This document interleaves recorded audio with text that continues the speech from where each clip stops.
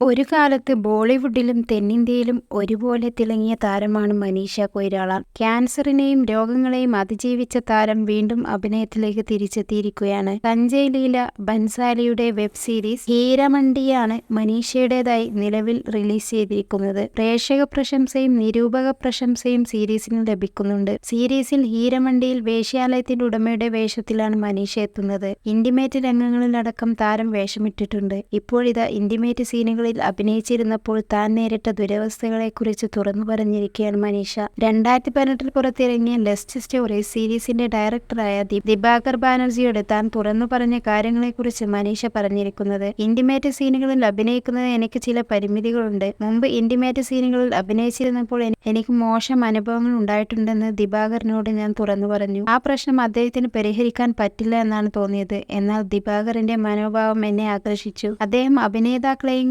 ക്രൂവിനെയും എല്ലാവരെയും ശ്രദ്ധിക്കുന്ന ആളാണ് എന്നാണ് മനീഷ കൊയ്രാള പറയുന്നത്. ലെസ്റ്റ് സ്റ്റോറീസിൽ ഭർത്താവിന്റെ സുഹൃത്തുമായി അവിഹിത ബന്ധം തുടരുന്ന നായികയാണ് മനീഷ വേഷമിട്ടത്. കൂടുതൽ സിനിമാ വാർത്തകൾക്ക് ഈ യൂട്യൂബ് ചാനൽ സബ്സ്ക്രൈബ് ചെയ്യുക. ഒപ്പം ബെല്ലൈക്കൺ ഇനേബിൾ ചെയ്യാനും മറക്കരുത്.